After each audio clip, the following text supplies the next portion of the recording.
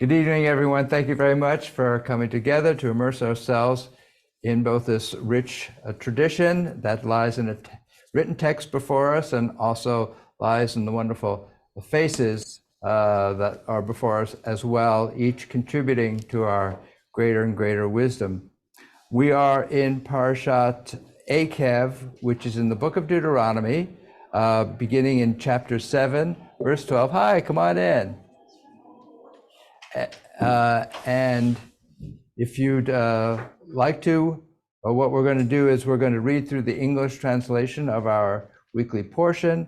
I'll share with you a focus study about our weekly portion, and then we'll open it up for our collaborative conversation about it. If you'd like to, at this moment, you can feel free to unmute, and together we're going to recite our blessing, giving thanks for sharing in this moment. Baruch atah Adonai Eloheinu melech haolam asher kiddushanu b'mitzvotav nitzivanu aso b'divrei Torah. Thank you, God, for this opportunity to immerse ourselves in words, deeds, and relationships of Torah. Hi, did you want to join us for our session? You can feel free to sit here. Yeah, you can sit right here if you want, or if you're more. It's safe. That way you can see all the friendly faces that are joining us from near and far. Okay. All right. So again, we are in the book of Deuteronomy, chapter 7, verse 12. I'll share a few verses with you, and then I'll invite others to have an opportunity to read as well. And if you do obey these rules and observe them carefully, Adonai, your God, will maintain faithfully for you the covenant that God made on oath with your fathers. God will favor you and bless you and multiply you. God will bless the issue of your womb and the produce of your soil, your new grain and wine and oil, the calving of your herd and the lambing of your flock in the land that God swore to your ancestors to assign to you. You shall be blessed above all other peoples. There shall be no sterile male or female among you or among your livestock. God will ward off from you all sickness. God will not bring upon you any of the dreadful diseases of Egypt, about which you know, but will inflict them upon all your enemies. Richard, would you like to read a little bit starting at verse 16? Thank you, Rabbi. You shall destroy all the peoples that the Lord your God delivers to you, showing them no pity. And you shall not worship their gods, for that would be a snare to you. Should you say to yourselves, these nations are more numerous than we, how can we dispossess them? You need have no fear of them. You have but to bear in mind what the Lord your God did to Pharaoh and all the Egyptians, the wondrous feats that you saw with your own eyes, the signs and the marvels, the mighty hand and the outstretched arm by which the Lord your God liberated you.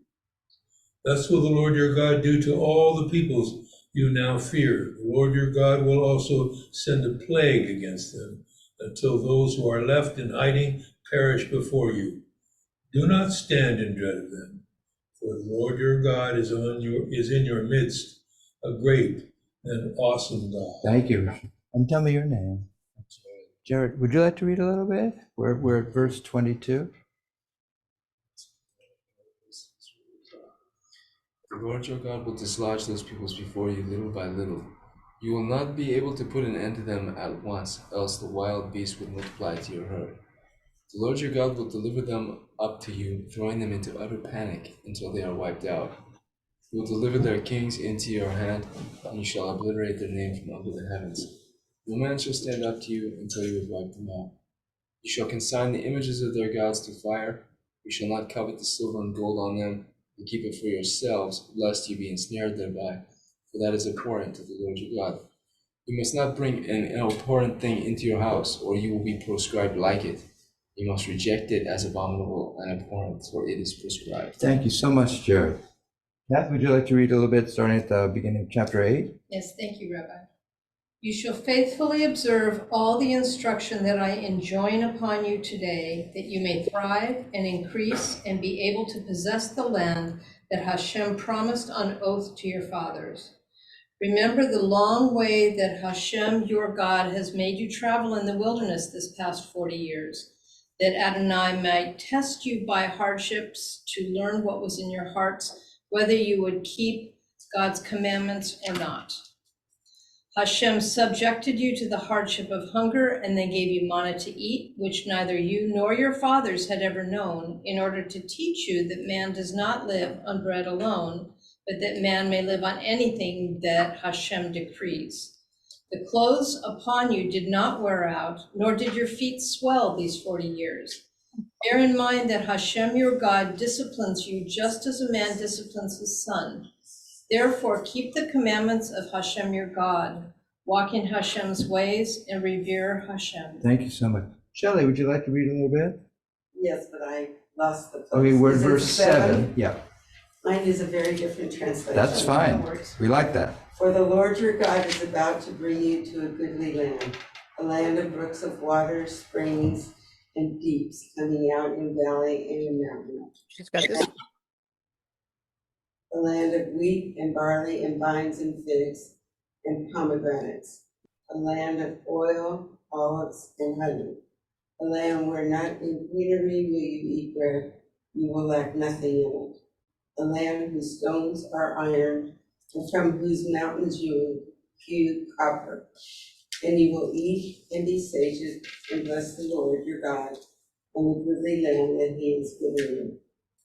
Watch yourself, lest you forget the Lord your God and not keep his commands and his laws and his statutes that I charge you today. Lest you eat and be sated and build goodly houses and dwell in them. And your cattle and sheep multiplied, and silver and gold multiplied for you, and all that you have multiplied. And your heart becomes haughty, and you forget the Lord your God, who brings you out of the land of Egypt from the house of slaves. He leads you through the great and terrible wilderness, vipers, serpent, and scorpions, and thirst, where there is no water. Who brings water out for you from flintstone, who feeds you manna in the wilderness, which your fathers did not know, in order to afflict you and in order to try you, to make it go well with you in your later time. And you will say in your heart, my power and the might of my hand made me this wealth. And you will remember the Lord your God, for he it is who gives you power to make wealth, in order to fulfill his covenant that he swore to your fathers as on this day. And it will be, if you indeed forget the Lord your God and go after other gods and worship them and bow to them, I bear witness against you today that you shall surely perish, that the nations that the Lord causes to perish before you, so shall you perish, inasmuch as you would not heed the voice of the Lord your God. Thank you so much. Lisa, you want to read a little bit? Start Sure. chapter 9. Sure. Hearken, O Israel, you are today crossing the Jordan to enter to dispossess nations greater and mightier in number than you, towns great and fortified up to heaven, a people great and tall, the children of the Anakites, of whom you yourself know, of whom you have heard, it said, who can take a stand before the children of Anak? You are to know today that it says YHWH. How do y'all pronounce that?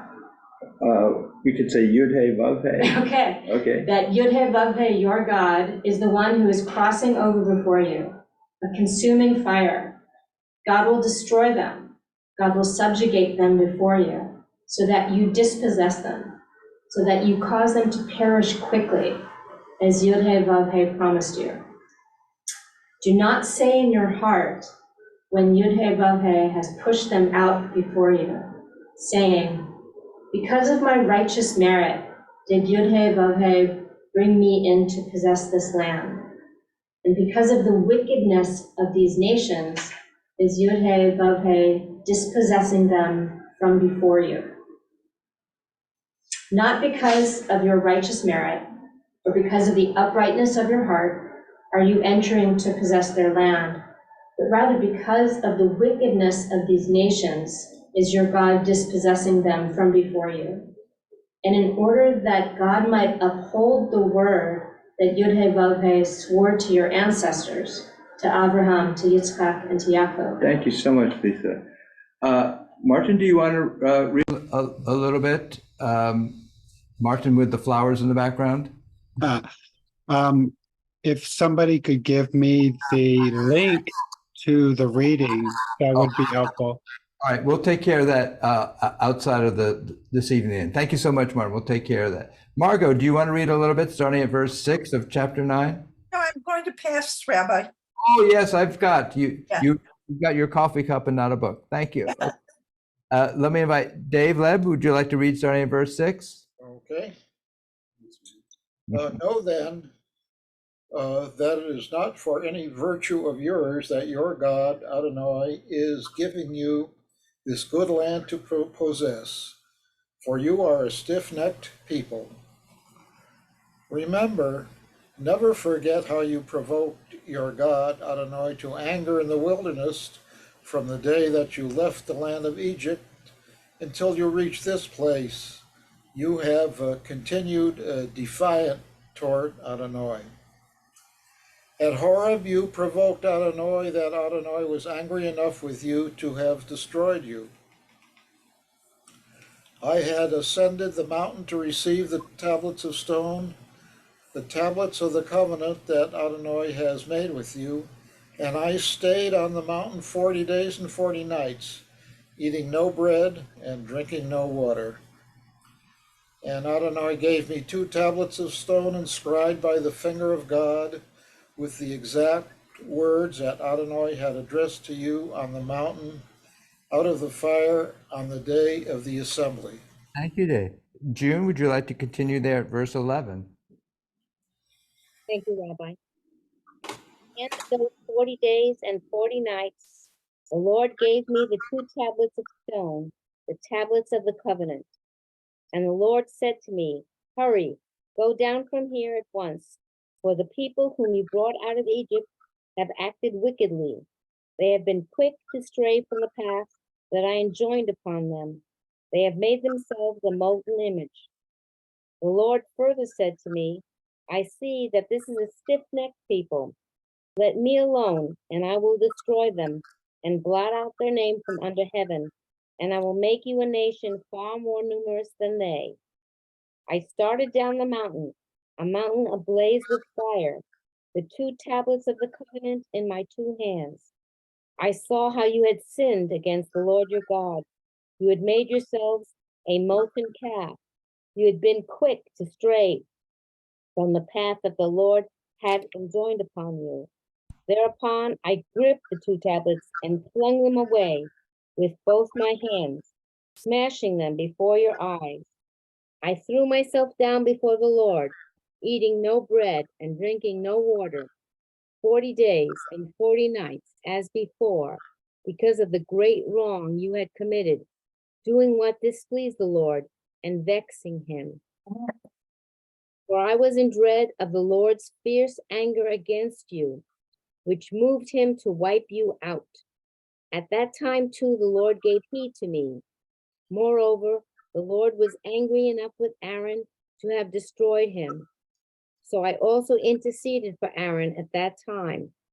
As for that sinful thing you had made, the calf, I took it and put it to the fire. I broke it to bits and ground it thoroughly until it was fine as dust. And I threw its dust into the brook that comes down from the mountain. Thank you so much. Let me invite David and Susan, if you'd like to continue from verse 22 on. And at Taberah, and at Massa, and at Kibroth Hattava, you infuriated the Lord. And when the Lord sent you from Kadesh Barnea, saying, go up and take hold of the land that I have given to you, you rebelled against the word of the Lord your God, and you did not trust him, and you did not heed his voice. You have been rebellious against the Lord from the day I knew you. And I threw myself before the Lord the 40 days and the 40 nights that I threw myself, for the Lord had intended to destroy you. And I interceded with the Lord and said, my master, Lord, do not bring ruin on your people and on your estate that you ransomed through your greatness, that you brought out from Egypt with a strong hand. Remember your servants, Abraham, Isaac, and Jacob. Turn not to the stiffness of this people, nor to its wickedness and its offense. Or else the land from which you brought us out will say, because Hashem wasn't able to bring you to the land of which he spoke to them, and because he hated them, he brought them out to kill them in the wilderness.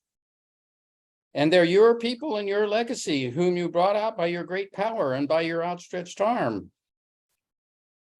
At that time, Hashem said to me, carve 2 tablets of stone like the first ones, and come up to me at the mountain, and you shall make an ark of wood.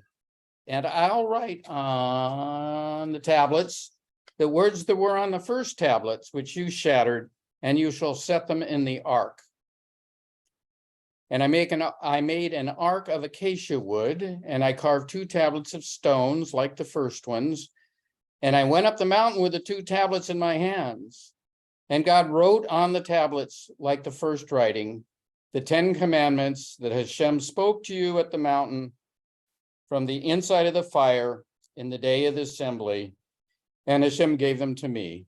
And I turned and went down from the mountain, and I set the tablets in the ark that I had made, and they have been there as Hashem commanded me.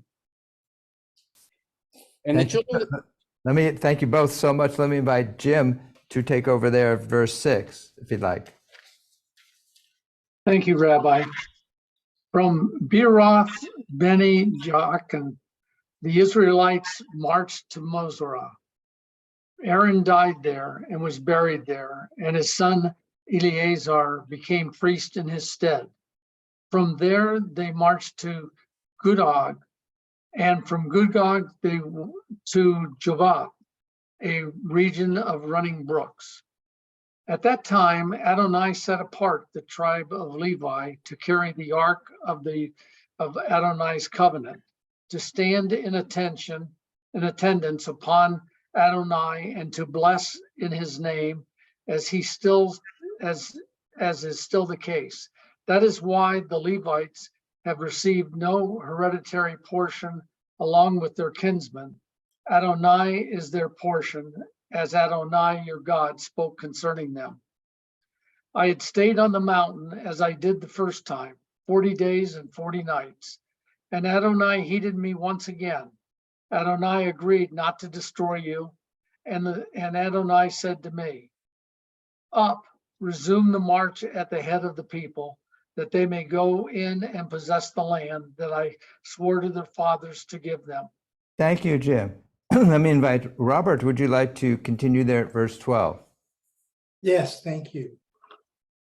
And now, Israel, what doth the Lord thy God require of thee, but to fear the Lord thy God, to walk in all his ways, and to love him, and to serve the Lord thy God with all thy heart and with all thy soul, to keep the commandments of the Lord and his statutes, which I command thee this day for thy good. Behold, the heaven and the heaven of heavens is the Lord's thy God, and the earth also with all that is therein. Only the Lord had a delight in thy fathers to love them, and he chose their seed after them, even you above all peoples, as it is this day. Circumcise therefore the foreskin of your heart, and be no more stiff-necked. For the Lord your God is God of gods and Lord of lords, a great God, a mighty and a terrible, which regardeth not persons, nor taketh reward. He doth execute the judgment of the fatherless and widow, and loveth the stranger, in giving him food and raiment. Love ye therefore the stranger, for ye were strangers in the land of Egypt. Thou shalt fear the Lord thy God, him shalt thou serve, and to him shalt thou cleave and swear by his name. He is thy praise, and he is thy God, that hath done for thee these great and terrible things, which thine eyes have seen. Thy fathers went down into Egypt with 70 persons, and now the Lord thy God hath made thee as the stars of heaven for multitude. Thank you so much. Let me invite Marty. Would you like to start at the beginning of chapter 11? Thank you, Rabbi. Love, therefore, the Lord your God, and always keep his charge, his laws, his rules, and his commandments. Take thought this day that it was not your children who neither experienced nor witnessed the lesson of the Lord your God, his majesty, his mighty hand, his outstretched arm, the signs and the deeds that he performed in Egypt against the Pharaoh, king of Egypt, and all his land. What he did to Egypt's army, its horses and chariots, how the Lord rolled back upon them the waters of the Sea of Reeds when they were pursuing you, thus destroying them once and for all. What he did for you in the wilderness before you arrived in this place, what he did to Dathan and Abiram, sons of Eliab, son of Reuben, when the earth opened her mouth and swallowed them, along with their households, their tents, and every living thing in their train from amidst all Israel.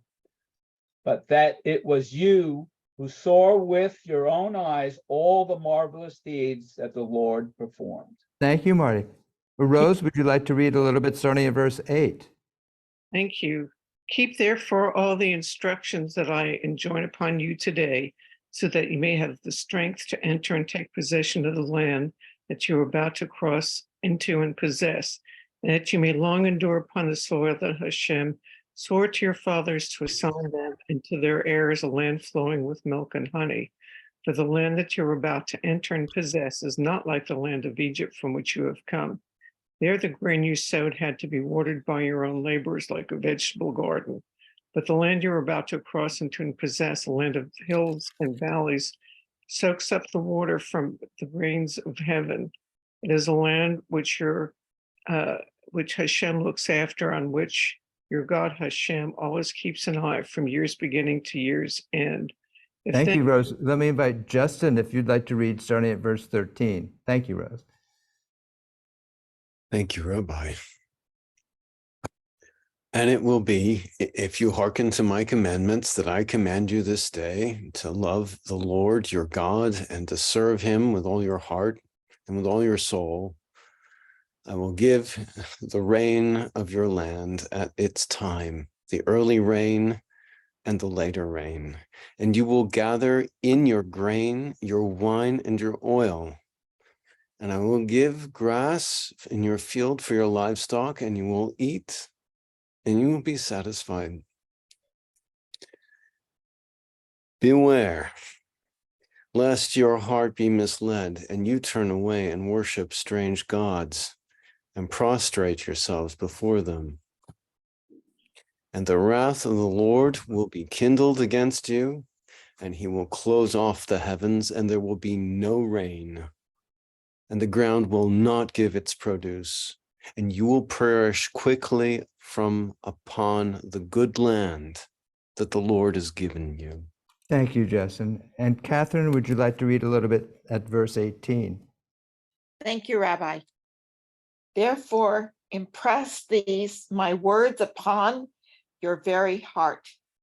Bind them as a sign on your hand and let them serve as a symbol on your forehead, and teach them to your children, reciting them when you stay at home and when you are away, when you lie down and when you get up, and inscribe them on the doorposts of your house and on your gates, to the end that you and your children may endure in the land that Adonai swore to your fathers to assign to them, as long as there is a heaven over the earth.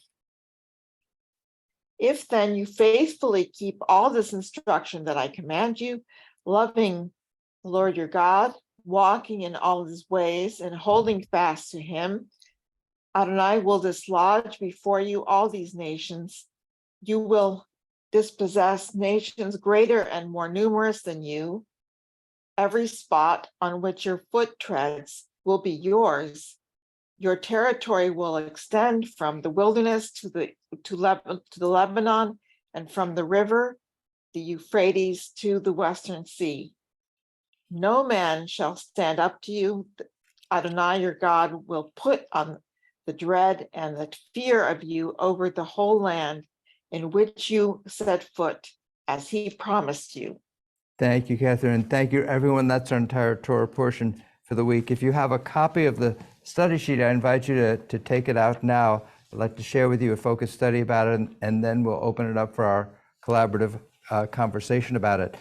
And my point of entry into the study this week was actually to look at the very opening words of our Torah portion, after which it's named, Ekev. And in my edition of the translation, it says, "And if you do obey these rules and observe them carefully." And the Hebrew is actually quite different, or at least it allows itself to be rendered, I think, in a far more interesting and poetic way. For the word Ekev, which comes from the word in Hebrew, akav, which means a heel or footprint. And so we get this notion about to have this on the heel of something, then becomes this adverb phrase, which means following or as a consequence of.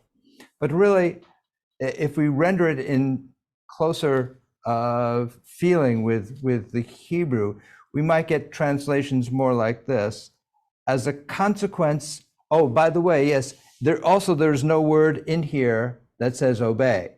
In fact, biblical Hebrew doesn't have a word for what we call obey.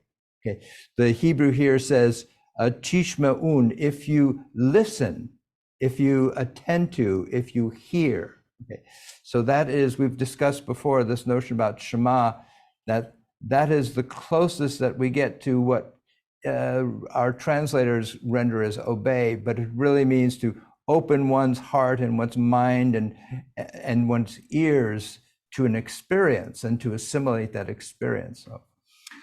So if we use these notions of Ekev and Tishma'un, and we can come up with some translations like this: as a consequence of your listening to these instructions, or it will follow on the heel of your listening to these instructions that.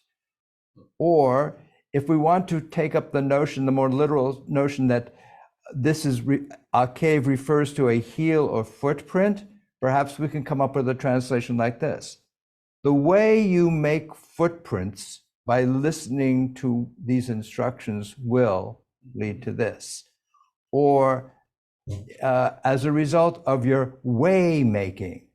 So it struck me as Catherine was reading the concluding portions of our Torah portion, it refers several times to the notion of walking, of placing one's foot upon the land. And so I think that this notion of way making, of leaving one's footprints, of how one walks forward, is captured both by the end, as Catherine read it, and at the very beginning with this notion of Ekev, which really comes from the word meaning heel or footprint.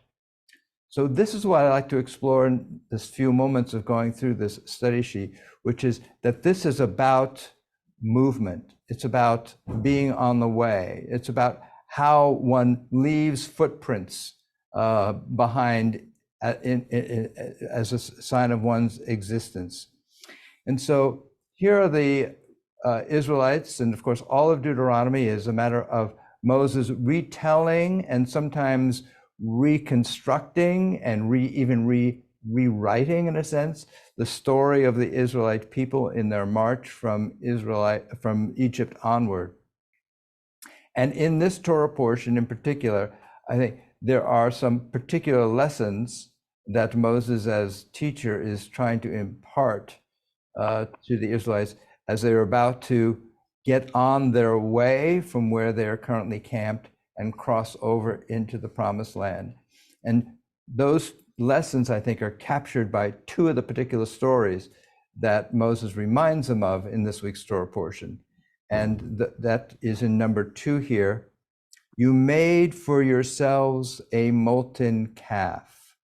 I think that's one significant story that Torah, through Moses, is trying to convey this notion about remember this thing about the molten calf and understand what it was that represented and what it was that drove you to want to do that. And the second story is that about manna. God gave you manna to eat, it says in this week's Torah portion. So just looking for a moment at the first lesson, that about the molten calf, we learn something about who was Pharaoh, what did Pharaoh represent, and how was it that the Israelites were, in a sense, replicating the Pharaoh experience. So here we have, back in Exodus chapter 7, verse 22, we have this commentary from the medieval commentator Ramban. Pharaoh was afraid and reacted to fear by strengthening himself. And that is the meaning of the phrase, Pharaoh's heart was strengthened. So Ramban here is pointing out something that gets flushed out further in a lot of traditional commentary, which was that Pharaoh was a terrified person. He was afraid of mortality.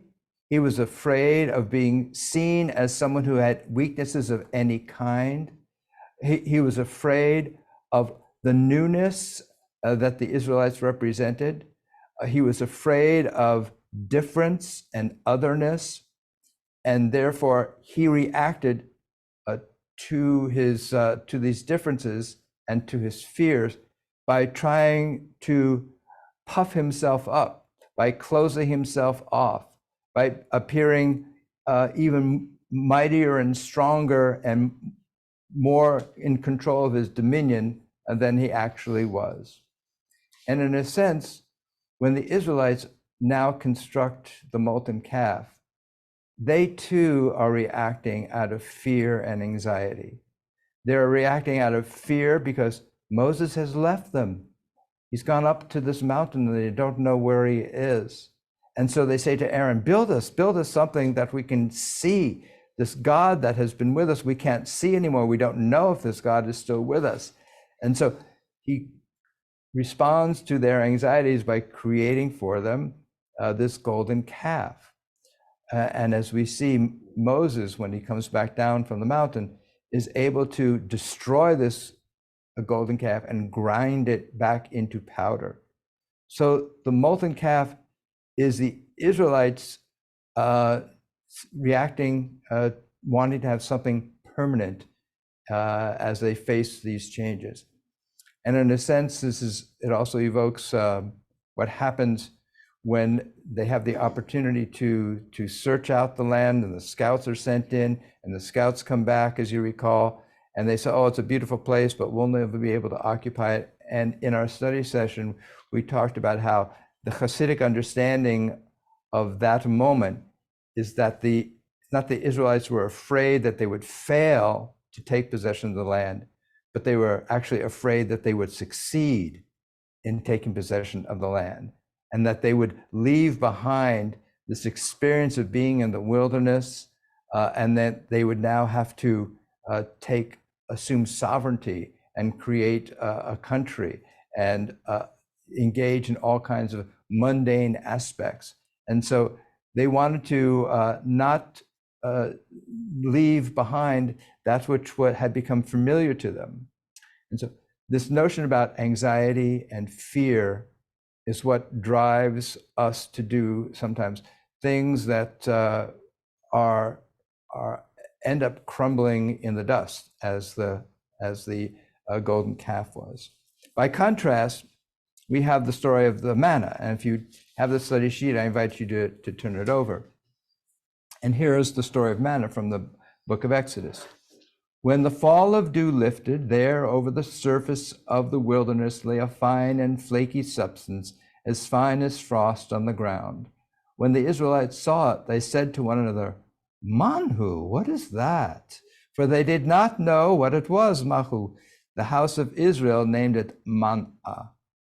So here, the text itself allows our rabbinic poets to come and say, yes, what that really was, what really the sustenance that was given to the Israelites as they were crossing over was the capacity to marvel at wonders and to question. And it is the questioning of the wonders that we encounter in the world that really is the true sustenance that allows them to cross through the wilderness. So here's a quote from Rabbi Jonathan Sachs. I'd like to share it with you. It is reasonable to assume that in the life of faith, obedience is the highest virtue. In Judaism, it is not. One of the strangest features of biblical Hebrew is that despite the fact that the Torah contains 613 commandments, there is no word for obey. Instead, the verb that the Torah uses is shema or lishmoa, to listen, hear, attend, understand, internalize, respond. In Judaism, faith is a form of listening to the song creation sings to its creator and to the message history delivers to those who strive to understand it. This is what Moses says time and again in Deuteronomy. Stop looking, listen. Stop speaking, listen. Create a silence in the soul. Still the clamor of the instinct, desire, fear, anger. Strive to listen to the still, small voice beneath the noise. Then you will know that the universe is the work of the one beyond the furthest star, yet closer to you than you are to yourself. And then you will love Adonai, your God, with all your heart, with all your soul, and all your might. And our concluding comment on this sheet is from Aviva Zornberg, who takes this notion about what it means to hear. And she says, to hear is to open oneself up to vulnerability, change, and contingency. So this lesson that our commentators are providing us is that indeterminacy is really a nourishment that produces creativity, innovation, adaptation, what in Hebrew we call chidush, a newness and insight, which is what each of us is capable of coming up with, and indeed what each of us is called upon to come up with, our own particular insights into the material and heritage that we inherit. Just to get a little bit of a deeper exploration of our portion, I would like to share with you the painting that's on the front of the study sheet, a painting by R.B. Kitaj. So R.B. Kitaj was a fascinating artist, and he has a fascinating story. So first of all, he grows up in Ohio, and his father abandons the family at a very early age. His mother remarries, and so he takes on his stepfather's last name, Kitaj. I believe his father was a Viennese Jew. And then after the World War II, Kitaj he studies art in England, and he actually spends much of his time in England, coming back to the United States occasionally. He marries Elsie Rosler, who commits suicide in 1969. He remarries in 1983 a woman named Sandra Fisher, who dies suddenly in 1994, we think from an inflammation in the brain and aneurysm. However, Kitaj is so distraught that he actually blames this disease in her brain on the Tate Gallery, where he had a retrospective, and it was got savage reviews. And he said, they were after me, but they got to her. And then he himself in 2007, just a few days before his 75th birthday, Kitaj committed suicide.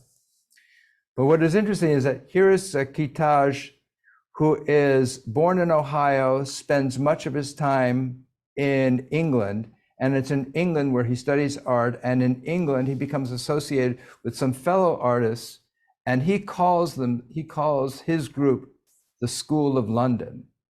And that School of London includes artists like Francis Bacon, Lucian Freud, Frank Auerbach, Leon Kossoff, and these are all, and David Hockney. And in particular, Lucian Freud, of course, is the grandson of Sigmund Freud, born in Berlin. Frank Auerbach also was born in Berlin, fled Germany as part of the Kindertransport. His parents are killed in Auschwitz. And Leon Kossoff is born to Russian Jewish immigrants. So it's a very interesting group of artists who are trying, in a sense, to revive what is the role of the figure post-World War II. And it's a very raw bit of body of work that they all come up with. Kitaj is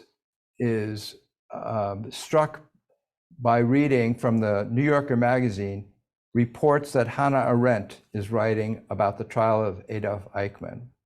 And it shatters his sense of what it means to be a Jew. And he writes, I had really believed that I could be a Jew only if I wanted to be a religious one. And if not, not. So he begins to explore what does it mean to be a Jew if one is not necessarily this religious Jew that he had in his mind. And he explores what is it that Judaism has to offer and that he as an artist can share on canvas. And he basically comes to the decision that what Judaism has to offer has to do with the dynamic between home and exile, the tension between home and exile. And he ends up writing a piece called First Diasporous Manifesto. And it's in that manifesto that he says, the artist who brings with him or herself the sense that settledness is transient, that meaning is always in negotiation and evolution. That's what he calls the diasporous artist, someone who appreciates that things are constantly in motion and that there is this constant tension between wanting to be in a place and always also wanting to be along the way. So he painted this picture called Unpacking My Library as a companion visual piece to his work, his written work called the First Diasporous Manifesto. And in Unpacking My Library, this is Kitaj in the foreground. And you have this scene with boxes and books and paintings and bookshelves, and some of the bookshelves haven't been installed yet. Some of the paintings have been put on the wall. Some of the paintings have not been put on the wall. The boxes of books are open. There are books on the floor. In the background is his second wife, Sandra Fisher. She's reading, and she's representing this sense of domesticity, perhaps. Kitaj himself is in this posture where, on the one hand, he looks like the Rodin figure, the thinker, quite solid, staid, static, in place, and yet there's another portion of him, particularly with his right leg, that looks like a classic statue of a Greek runner. So here is Kitaj. He is both in place and ready to go.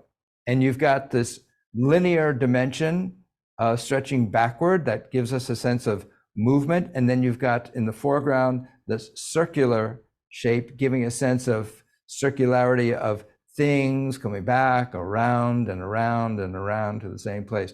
So he's created this, I think, this tension within this painting of what he calls the tension between home and exile, of being in place and being in movement. And I think that is the message that our Torah portion is wanting to convey as well, that there is this constant tension of wanting to be home and settled and to dwell in a place.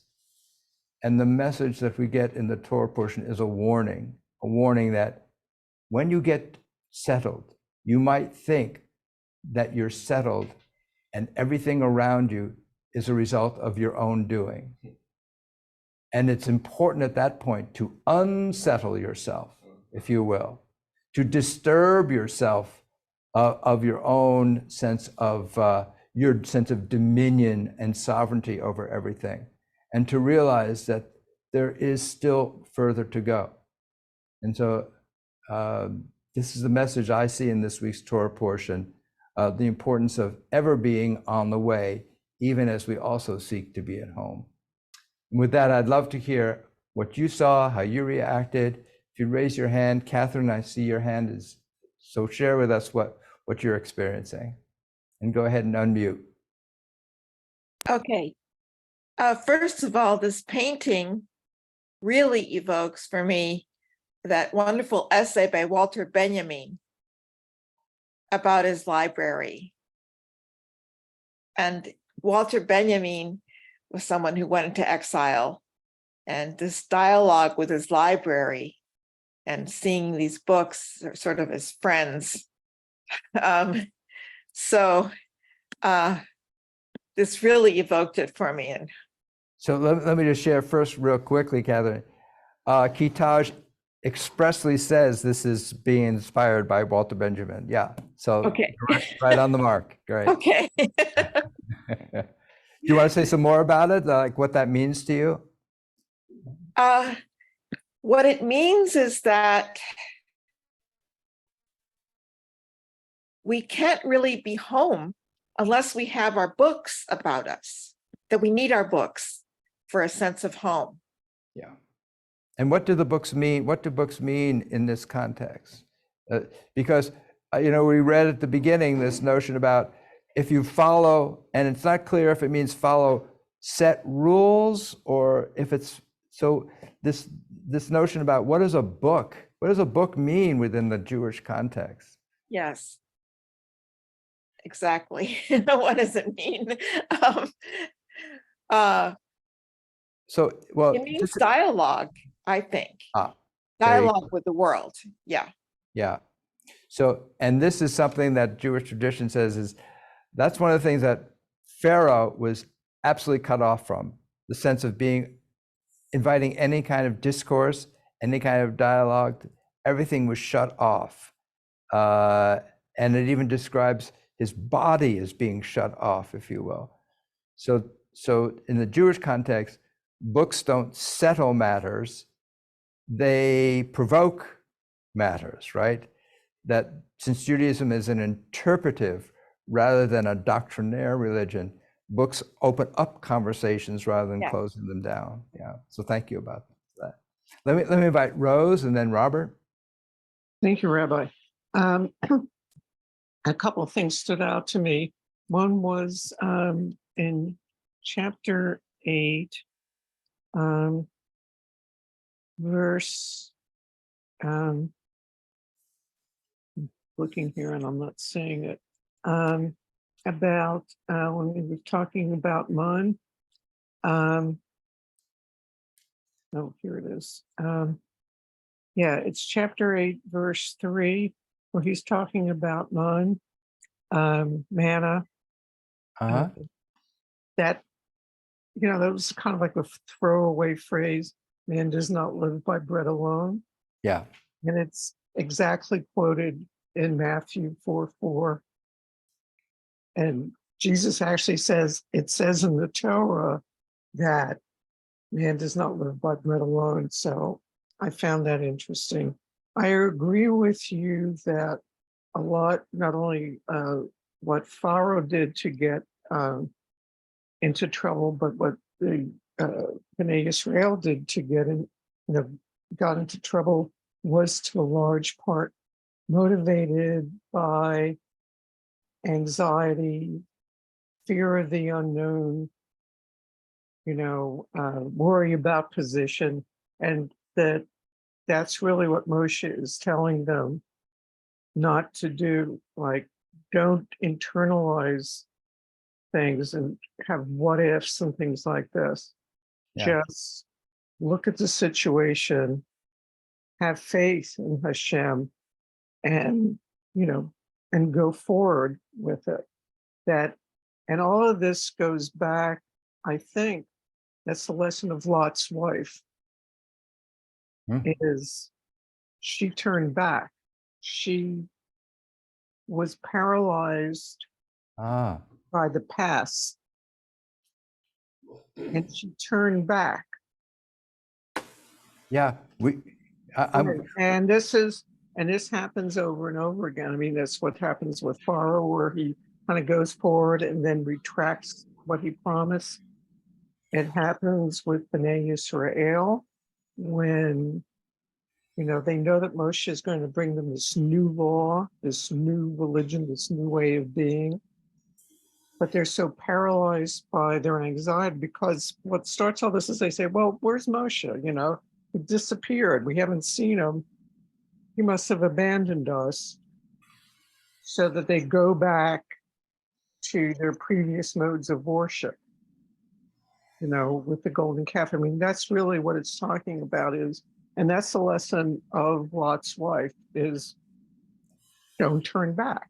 Wow, I love you bringing up Lot's wife. I hadn't thought about that. And a couple of weeks ago, we talked about nostalgia and how nostalgia can be a positive experience to the extent one brings back the past as a way to propel one forward into the future. But there's nostomania, which is a pathological form of nostalgia, which tries to make the present be the past and to live in the past rather than to use it as a source of nourishment for the future. So that's lovely. And thank you for picking up also the verse that this is to teach you that a human does not live on bread alone.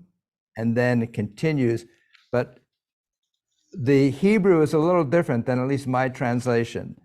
The Hebrew, the translation says, but a human may live on anything that God decrees.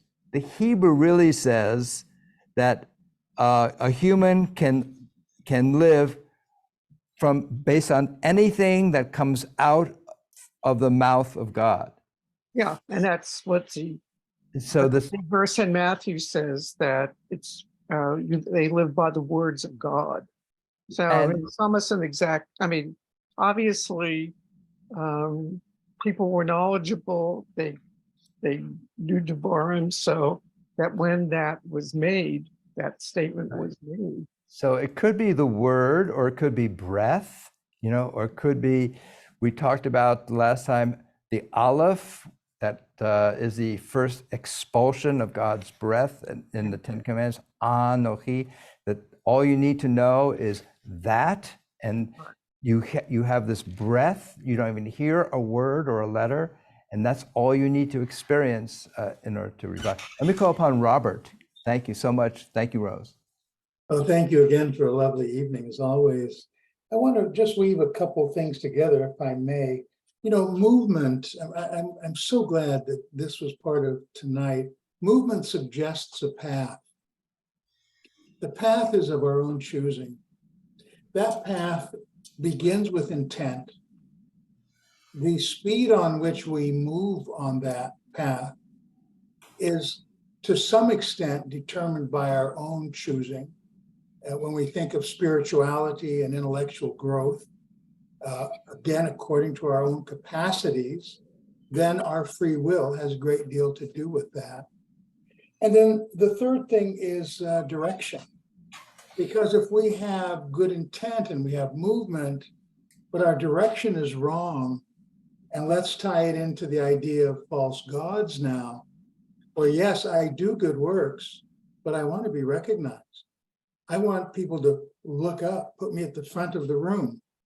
So the idea of movement in a path is something that we're all on.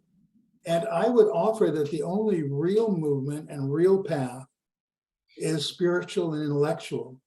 The rest is illusion. The whole world is an illusion, really, because we see it in a certain way. This is my understanding. And then This picture is very interesting. I'm so glad you deciphered it because I hadn't understood it as well as I should have, where he's still, but he's moving.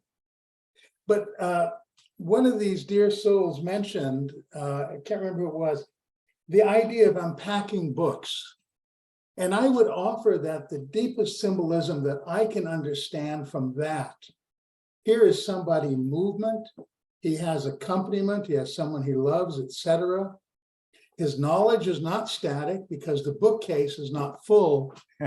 It's in these boxes is understanding, wisdom, knowledge, and then he takes that into the path, the movement, and it's circular. So here we see a circle. And so, this is kind of the journey of life, right? So anyhow, it's just my thought, and thank you again, and always a joy to be with all of you. You're all so kind. Thank you so much, Robert. And one quick comment is you mentioned movement several times in your reflection, and what it got me to thinking about is, I'm in awe of all art forms, but one art form in particular I think is very provocative, and that's dance, because many of us don't have quite the skills to take up a paintbrush or to throw a pot or to write a poem, but all of us move, and so what dancers do is they remind us that all of us do this, and all of us move through life, and dancers take it to a height of moving through space in a way that's absolutely mesmerizing and reveals to us the wonder of movement, which is something that we all do. So thank you about that. Let me invite Jay, David, and Susan, and then Justin. So Jay? Go ahead and unmute Jay. Thank you, Rabbi. I enlarged the picture on my screen. If I first glance, this is like my umpteenth glance, but I look at it, this man could be reacting to something that this woman is reading to him from the newspaper. I don't know. It's like it seems like he may be in a reactive stance, but more, I don't think that's necessary. But what fascinates me is, what is the object on the floor to his stage left, to his right? Is it a carpet? A rug does not seem proper. Is it an unstretched or unframed canvas that he's painted that's not yet stretched or framed? But there appear to be faces in it. I don't know, or if it would, but the other thing that says that clinging to and unpacking carefully or putting these books in order makes something of order out of chaos, and it's always chaotic moving from one place to another. It's always things that are turned upside down, they go in circles. But that's what impressed me, is that this is a person trying to make order out of chaos. Jay, I love the fact that you emphasize and point out to us how much of this painting is signaling how much is unfinished, works that are unfinished, works that are in process, which is perhaps what he's saying about us as well. So thank you so much about that. Let me invite David and Susan, and then Justin, and then Kath. So I wanted to thank Rose for that perspective on Lot's wife. And I really appreciated it. But I wanted to share another perspective. My mom, I guess my mom's best friend, died way too young. She was Jewish and she was a poet. And she wrote a poem about Lot's wife. And about how what mother wouldn't turn back for a last glance at her children. And that, to me, I've had a hard time letting go of that one. because it just struck me as real. Thank you, Susan. And David, did you want to share something? Just that my initial reaction, and it's still here, is that the primary figure in the painting looks like he's been, to me, punched in the kishki. He looks like he's got a terrible pain in his gut. Mm. And where do you think that might be coming from? Well, projection maybe, but what he seems to be bent over and hunched over his abdomen. Mm-hmm. What are you saying? Why do you think? Why do I think? Yeah. Why do I think? Yeah, what's the story there? The story is pain. The story is, if you want to entangle it with all the rest of the backstory, it has to do with the pain of this wandering Jewish life, of the pain of the memories, the pain of the fear of what may happen. Yeah. Yeah, which seems to be evident in his life, right? Is that he lost so much. He was himself a diaspora artist, born in Chagrin Falls, Ohio, but spends most of it in England. Loses two wives. So he's I think you're right. He commits suicide. He's obviously carrying a lot of pain. And yet it takes, he has this courage as well to continue it takes courage to display your art, right? To expose yourself to criticism. Absolutely. Right. So he's got pain and he's got courage.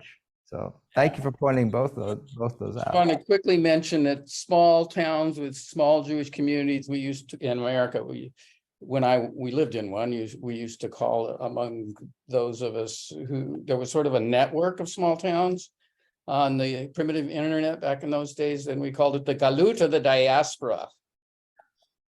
Pretty small, right? Pretty small. Pretty small. We're out here in Montana with the 7 of us, and yeah, we have fled Chicago and New York, much less the shtetl.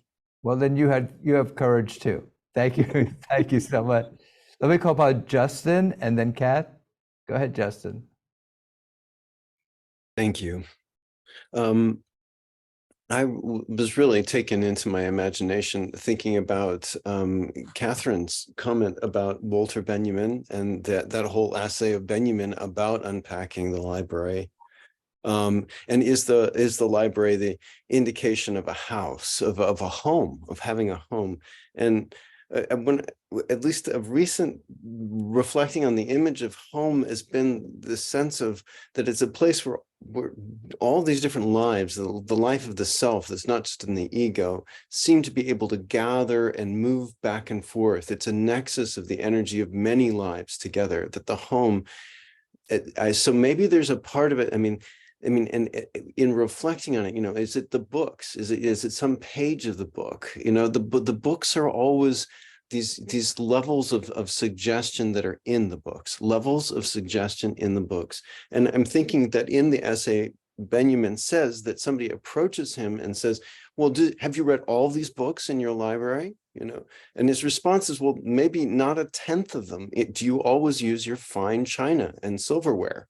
It just has a certain, maybe it's a level of intention to which we're approaching the books. And I'll say out of that is, of course, when we're studying Torah, of course, it's a yearly experience of rereading this book over and over again. Have we read it? I don't know. So, Justin, what you said made me think this, which is, I believe it was the philosopher Emmanuel Levinas, who said that a reader saves a book from its fate of being a book. Meaning that because a book has a back cover and a front cover, it has a beginning and an end. It has finitude, right? And I think what he meant was when you read it with a sense of of engagement and respect as if you're in a relationship, then you save it from being open and closed, that you give it new life. And so thank you for that. Thank you so much. Kath, would you share with us? Thanks, Rabbi. One of the things I was thinking about as maybe an underlying teaching in this is that all of the things that Moses was recounting seem to have to do with fear and turning back and a lack of trust, and that the problems would occur when these actions were occurring. So they hadn't heard from Moses for a while, they were freaked out about that, and so they were doing actions that were not good. And so it feels like Hashem is saying, you know, it's presented as fear, but I always read that as respect, as deep respect, that love and respect is the direction that is always being encouraged, as opposed to fear and closing. And I was also thinking in this painting, possibly, maybe I would propose that maybe his hand is on his heart instead of his gut. And that with all the boxes open, none of the boxes are closed, they're all open. So there's this kind of chaos going on, but everything is open. So that's, I think, that courage part too, is feeling the heart and then open to what is coming out of the boxes, that willingness to go into the boxes and explore. That's beautiful. Thank you very much. And as someone who recently did some moving, sometimes you don't remember what's in the box, and it can be a surprise. So that's always a treat. And let me call upon Richard. Yeah. Just one little thing here that has to do with what's going on in the gut and the heart both. Somebody said, you know, why the books? What does the books make a home? Well, because you're always surrounded by the ambiguity. It's like dialogue. Everything is there, and you know, there's this thing about eating the apple. It's not about the sin; it's about the digestion. And so, having a set of books and going through books, and some I read all the way through because the guy wrote it or the lady wrote it. Out of respect for them, but it's about dealing with this ambiguity. Are we a nation? Are we in diaspora? Are we both? How do we manage that? How do we put it together? Let me go to my bookcase. I got 100 books. I'll have 100 different sets of opinions. Oi. So, anyone else want to share at this point? So let me just sum up then. Thank you all very much for extending time together. If this lesson here from this week's Torah portion is about the need to be ever on the way, even once one has come home, to continue to be ever on the way, it's good to remember that we're not on this journey alone, that's what this text is teaching us, that this is a communal as well as an individual journey. And I'm so grateful to be a sojourner with all of you. Your sense of empathy and compassion and curiosity and inquisitiveness and interpretiveness is just very, very reviving and inspiring. And I'm so very grateful for each and every one of you. God bless you all. I look forward to our next gathering. Be well, everyone. Thank you. Thank you, Rabbi. Thank you, Rabbi. Thank you, Rabbi. Good night.